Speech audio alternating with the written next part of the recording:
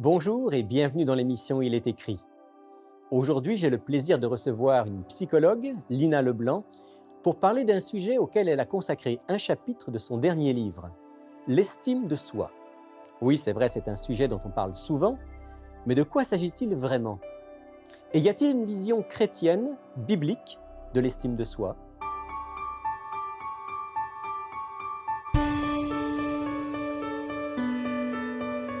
Il est écrit, une émission présentée par Rémi Ballet.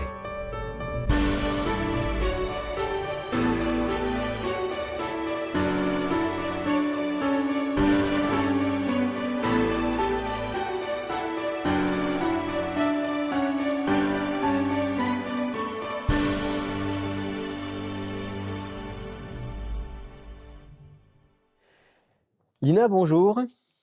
C'est un grand plaisir de vous retrouver dans l'émission Il est écrit. On a déjà eu l'occasion de se rencontrer pour traiter différents sujets. Aujourd'hui, un sujet, je crois, très important, un sujet dont on parle beaucoup, peut-être un sujet dont on parle parfois mal. On va parler de l'estime de soi. Est-ce que c'est vraiment aussi important que ça, l'estime de soi? L'estime de soi est essentielle pour l'être humain. On dit qu'une bonne estime de soi est un passeport pour la vie. Donc, oui, c'est vrai qu'on en parle beaucoup de l'estime de soi, mais on y travaille très peu. Je crois que l'estime de soi, elle est mal comprise, était mal définie, elle est utilisée à tort et à raison. Donc, il est peut-être très intéressant qu'on puisse resituer ce qu'est l'estime de soi, du point de vue clinique du moins. Mais en même temps, étant aussi chrétienne, dans mes lectures bibliques, je peux voir que même Dieu et Jésus et les apôtres vont toujours revenir sur l'estime de soi. Ah, Si tu veux bien, oui? oui, est-ce qu'on pourrait justement à ce sujet prendre peut-être un texte biblique qui montre ça, que Oui. l'estime de soi, c'est quelque chose qui est aussi dans la Bible? J'en ai un que j'adore particulièrement. C'est dans l'Épître de Jacques. Dans l'épître de Jacques, Jacques 2, 8. Jacques chapitre 2, Verset 8. Oui, On va dire ça. allons-y.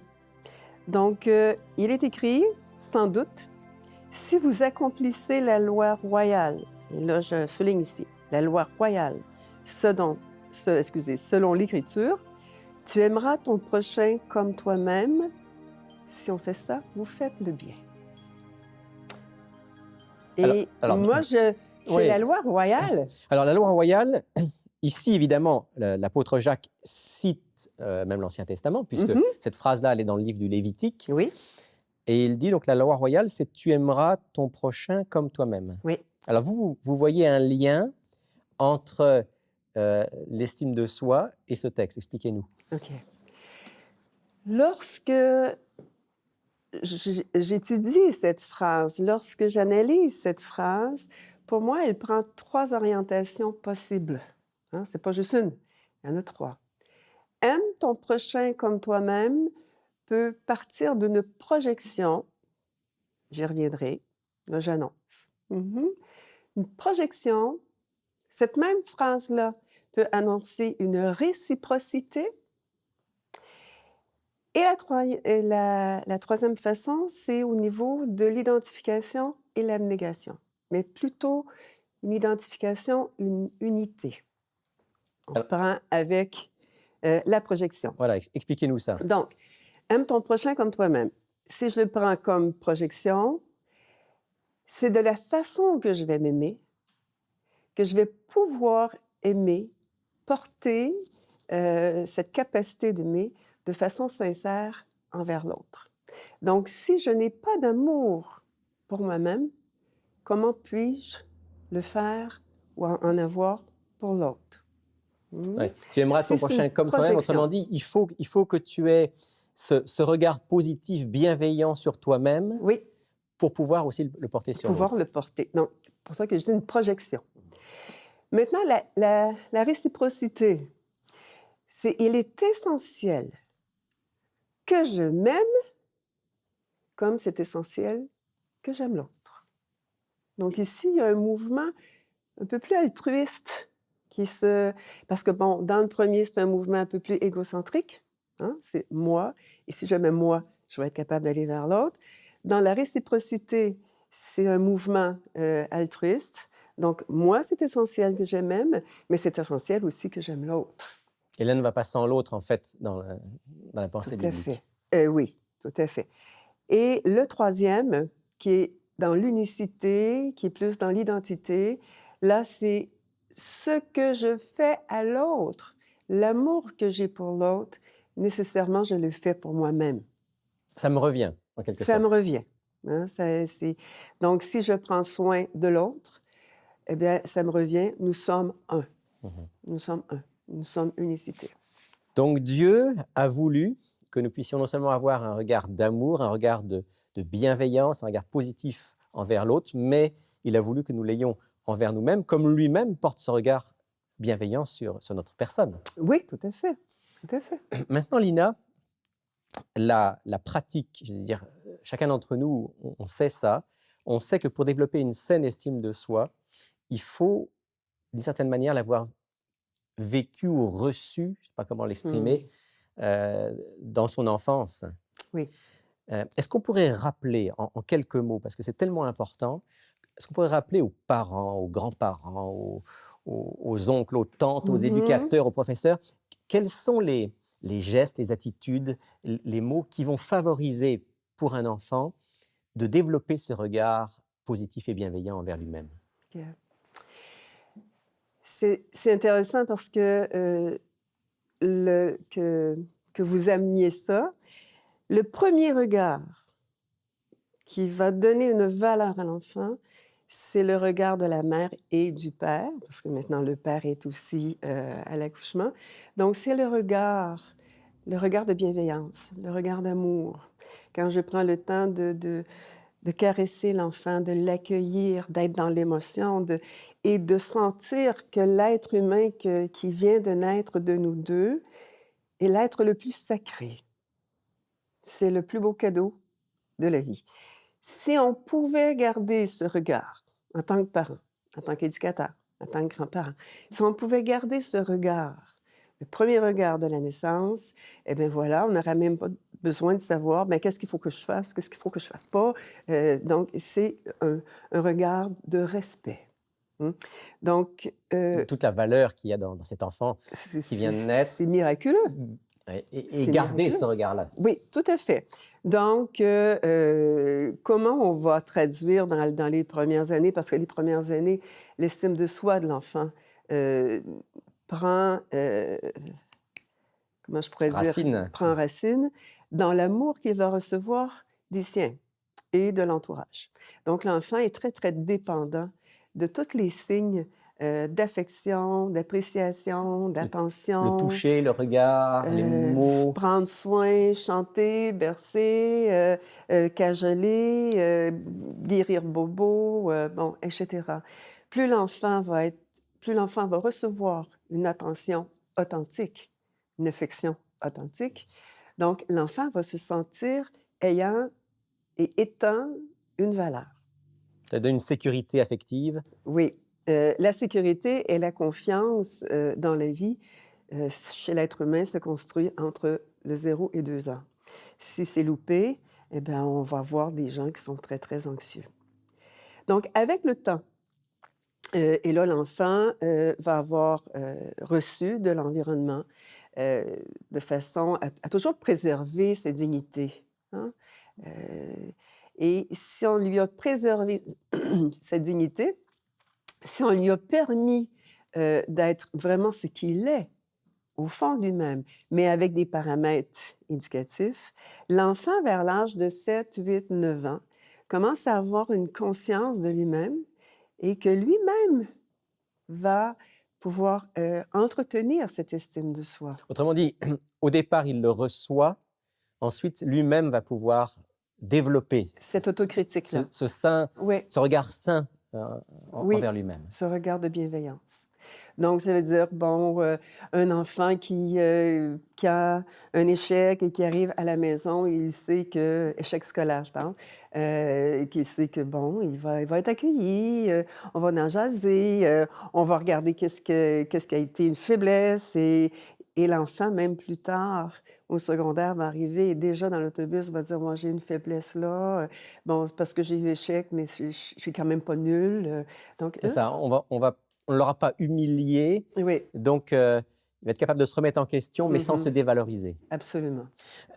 Lina, quand on n'a pas vécu ça, Mhm. parce que ça, c'est le meilleur des mondes, Oui. quand on n'a pas vécu ça, quand on n'a pas eu entre 0 et 2 ans ce climat de sécurité, quand peut-être plus tard même, on ne l'a pas beaucoup connu, comment est-ce qu'on peut le développer? Et puisqu'on est dans l'émission Il est écrit, est-ce que le message de la Bible, est-ce que la foi peut contribuer à nous faire retrouver Mhm. ce regard bienveillant envers nous-mêmes?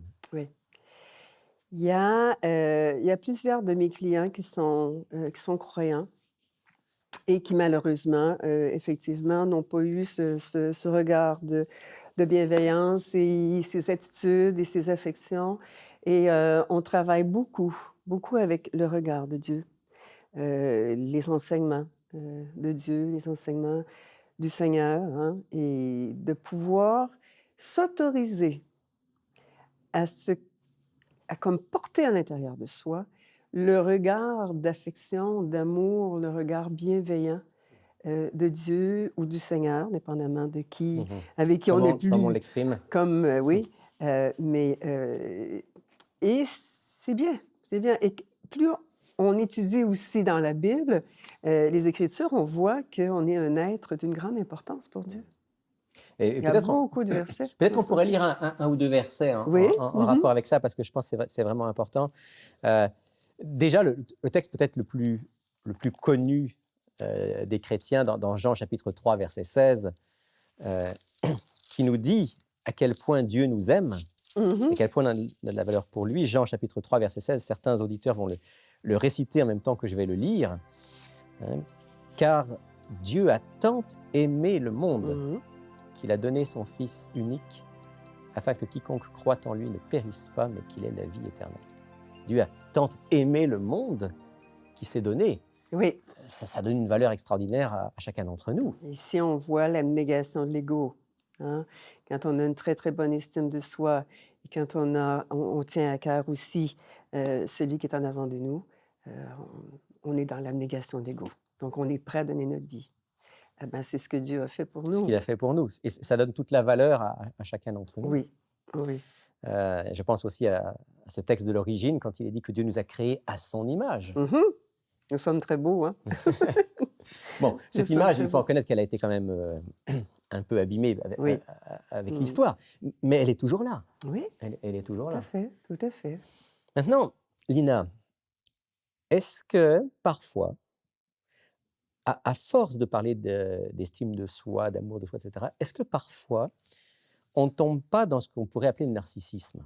Je suis en train de lire un livre là-dessus qui parle du narcissisme, qui parle de l'épidémie de narcissisme. OK. Et dans ce livre, ils nous disent que, en particulier de l'autre côté de la frontière, là, chez nos voisins américains, on a tellement dit aux enfants qu'ils étaient beaux, qu'ils étaient intelligents, qu'ils étaient les meilleurs, etc., qu'on est en train de créer une génération de narcissiques. Mhm. Qu'est-ce que vous dites à ça? OK. À la base, tout être humain a un côté narcissique. C'est important.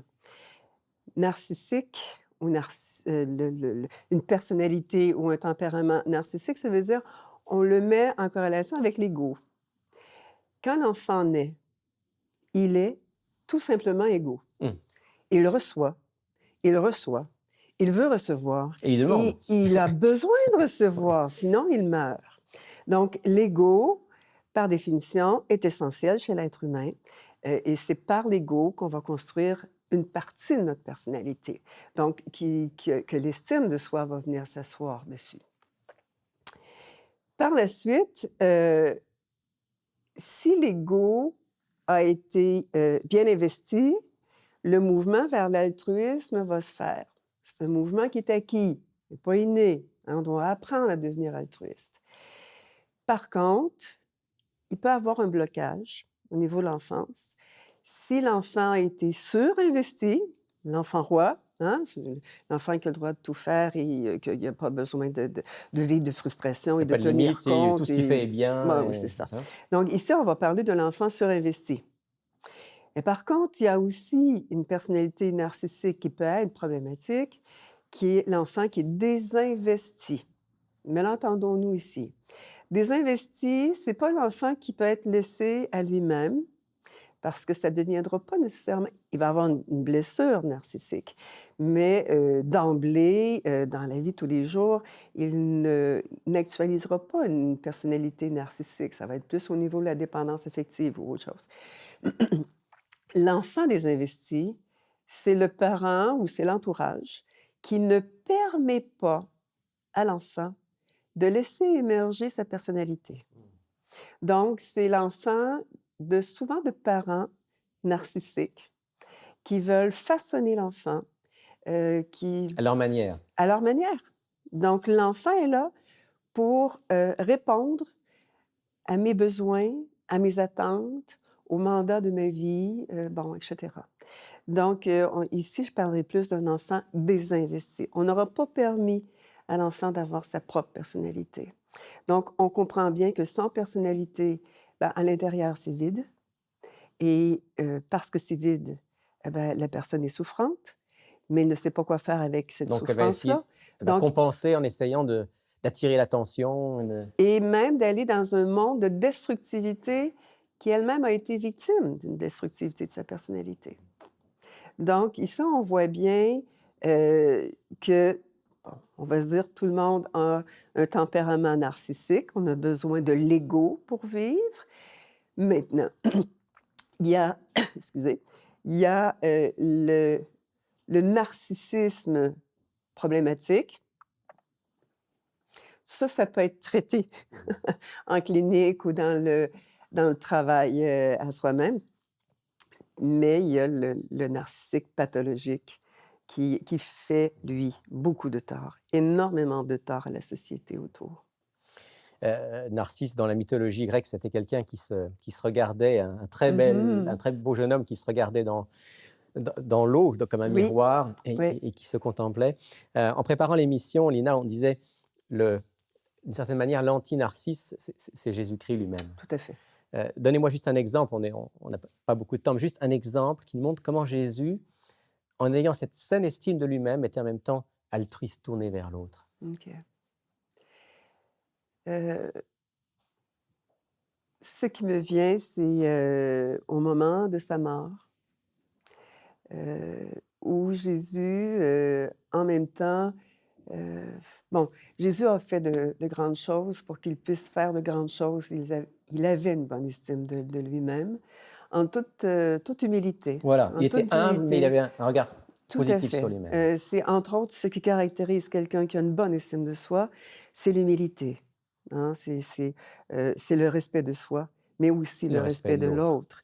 Donc, dans le mouvement altruiste saint de Jésus, il va même aller jusqu'à l'abnégation de son ego pour porter un regard de compassion à autrui sur sa croix avant de mourir. Vous pensez aux paroles de Jésus en croix, on pourrait lire ce C'est texte en terminant. En Dans Luc. l'Évangile selon Luc, sauf erreur de ma part, Luc, oui. où Jésus va s'exprimer. Luc chapitre 23, versets 33 et 34. Lorsqu'ils furent arrivés au lieu appelé le crâne, ils le crucifièrent là, ainsi que les deux malfaiteurs, l'un à droite, l'autre à gauche. Jésus dit, « Père, pardonne-leur, car ils ne savent pas ce qu'ils font. » Oui. C'est une grande sagesse. C'est un altruisme, on va dire de l'amour agapé. Hein? Et ça s'est Ce construit. serait très intéressant qu'on se rapproche un peu plus de cet altruisme-là. Et cet altruisme, Jésus l'a construit sur cette certitude qu'il était dans la mission de son Père et qu'il pouvait donc, avec confiance, avancer, accomplir sa mission et même donner sa vie. Et même donner sa vie. Lina, on pourrait parler encore beaucoup.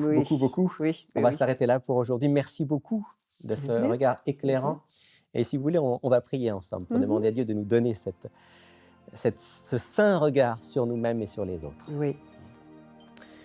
Père du ciel, merci beaucoup de nous avoir rappelé aujourd'hui que nous sommes précieux à tes yeux, que tu nous as créés à ton image, que tu nous aimes et même que tu as donné ta vie pour nous en Jésus-Christ.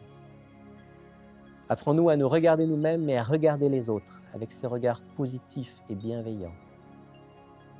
Que nous puissions contribuer aussi à forger chez les autres ce regard d'estime d'eux-mêmes qui les aidera à avancer dans la vie. Nous t'en prions au nom de Jésus. Amen. Si vous êtes dans la région de Montréal, ne manquez pas de nous visiter au Centre Il est écrit, situé au 4505 boulevard Rosemont. Chaque samedi à 10h30, un message biblique y est présenté et une large place est faite à la musique, la prière en toute simplicité. Pour connaître nos autres lieux de rencontre dans la province du Québec, visitez ilestécrit.tv ou appelez-nous au 1-866-729-3515.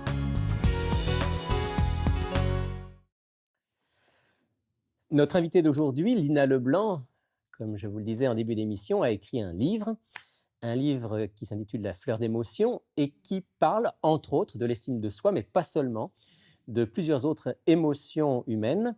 C'est notre offre de la semaine et pour nous la présenter, je retrouve France. Bonjour France. Bonjour Rémi. Alors présente-nous « À fleur d'émotion ». Oui, ça me fait plaisir. C'est ce merveilleux livre ici qui a un sous-titre d'ailleurs qui dit « Bible, psychologie et émotions humaines ». Donc, c'est un livre qui a un bel amalgame de psychologie et de spiritualité aussi. Parce que notre auteure n'a pas écrit ce livre seule.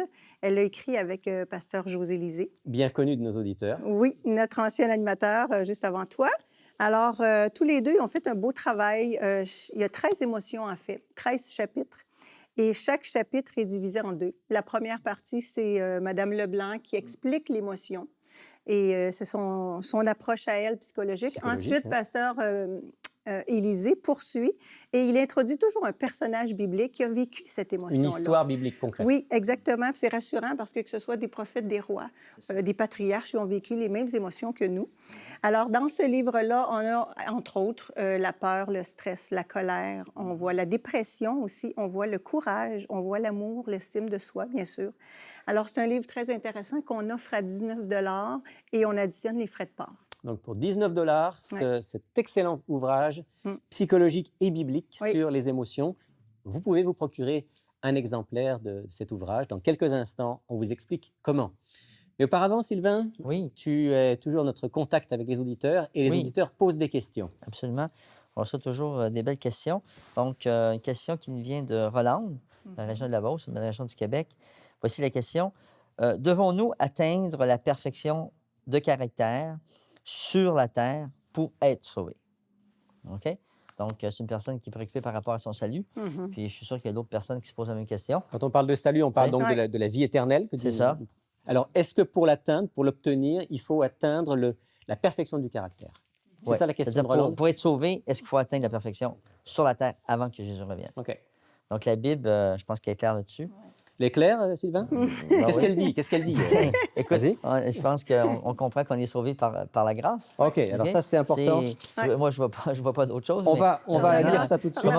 Comment on trouve l'équilibre entre l'effort qu'on fait, parce qu'elle dit, on fait un effort, pour l'atteindre, c'est pas... Okay. On lit d'abord un texte, si vous voulez bien, qui réaffirme, on l'a dit souvent dans l'émission, qui réaffirme que le salut, la vie éternelle, c'est un cadeau de Dieu. Ça ne peut être qu'une grâce de Dieu. Éphésiens chapitre 2, c'est l'apôtre Paul qui parle. Il a souvent écrit sur le sujet. Versets 8 et 9. « C'est par la grâce, en effet, que vous êtes sauvés par le moyen de la foi. Ça ne vient pas de vous, c'est le don de Dieu, le cadeau de Dieu. Ce n'est pas par les œuvres, afin que personne ne se glorifie. » Il me semble que ça, je crois que c'est la première chose qu'il faut dire à Rolande. Rolande, quoi que vous fassiez, quoi que nous fassions, jamais on ne va mériter la vie éternelle devant Dieu. On est tous des pécheurs, on a tous transgressé sa loi. On ne peut rien faire pour avoir le salut. On ne peut rien faire pour le mériter. Ça va être un cadeau. Et donc, ce n'est pas d'avoir atteint un certain niveau de perfection de caractère qui nous mérite de rentrer dans le royaume de Dieu. Jamais. Sinon, le Christ est venu pour rien. et il n'avait pas besoin de donner sa vie pour nous. Ouais. Mhm. Ça me fait réfléchir sur un texte quand tu dis ça. Je ne me rappelle pas de la citation, mais quand il dit que Christ est notre justification, puis aussi notre sanctification, Voilà. puis notre Tout est glorification. centré sur Donc, lui. je crois que la clé, c'est dans notre relation avec Jésus Exactement. pour y arriver Exactement. finalement. Et alors maintenant, est-ce que ça veut dire que le chrétien n'a pas cet idéal de rechercher la perfection du caractère, de ne plus pécher, de faire le bien, de vivre dans l'amour? Bien sûr que le chrétien a ça dans son cœur. Je dirais même que la preuve que j'ai vraiment reçu la grâce de Dieu, c'est que je désire C'est ça. hein, Dieu le met en nous. grandir de plus en plus et que je suis en chemin. L'apôtre Paul va dire dans l'Épître aux Philippiens, chapitre 3, ce n'est pas que j'ai déjà remporté le prix ou que j'ai déjà atteint la perfection, mais je poursuis ma course afin de le saisir, puisque moi aussi j'ai été saisi par Jésus-Christ. Hein? Comme une course, je continue à marcher, j'avance. Vers la perfection. J'ai déjà l'assurance d'être aimé, d'être pardonné, d'être sauvé, comme un cadeau. Et maintenant que je vis dans ce cadeau, je veux grandir et je veux marcher en direction de cette perfection que Dieu lui-même me donnera de toute façon un jour quand il reviendra. Voilà en quelques mots ce qu'on peut dire à Rolande. Merci à Rolande de nous avoir posé cette question. Ouais. Posez-nous vos questions. N'hésitez pas à nous envoyer aussi vos questions bibliques ou vos questions pratiques. Et puis, profitez de notre offre du jour. Voici comment. Pour effectuer votre commande, écrivez-nous à Il est écrit, casier postal 99, succursale Rosemont, Montréal, Québec, H1X3B6. Vous pouvez également passer votre commande sur le web à ilétécrit.tv ou par téléphone au 514-729-3515 dans la région de Montréal et sans frais au 1-866-729-3515 pour l'extérieur de Montréal.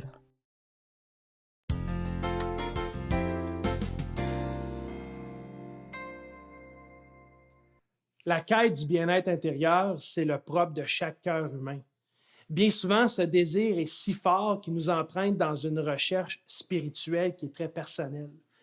Malheureusement, dans notre poursuite de la paix intérieure, nous vivons souvent des déceptions parce que nous cherchons dans la mauvaise direction. On veut savoir ce qu'il faut faire plutôt que de nous demander qui peut nous donner cette paix que nous cherchons. Je veux dire que nous essayons d'atteindre le bien-être intérieur en s'efforçant de faire ceci ou bien cela. En ne posant pas la bonne question, nous faisons automatiquement fausse route. Il ne s'agit pas d'apprendre ce qu'il faut faire pour obtenir la paix du cœur, mais plutôt de découvrir qui peut nous la donner. La réponse au qui nous donnera automatiquement la réponse au comment. Permettez-moi de partager avec vous ce que j'ai découvert. Le qui, c'est Dieu, et le comment, c'est nul autre que Jésus. Et le Seigneur nous a dit dans la Bible, « Je vous laisse la paix, je vous donne ma paix. Je ne vous donne pas comme le monde donne, que votre cœur ne se trouble point et ne s'alarme point. » J'aimerais vous inviter à penser à ces paroles, à réfléchir sur l'enseignement de Jésus, parce que les paroles du Christ ont la puissance de transformer votre vie.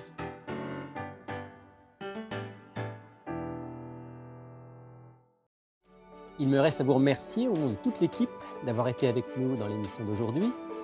N'hésitez pas à y réagir en vous rendant sur notre site ilétécrit.tv. Je vous retrouve la semaine prochaine, mais d'ici là, souvenez-vous, il est écrit « L'homme ne vivra pas de pain seulement, mais de toute parole qui sort de la bouche de Dieu. »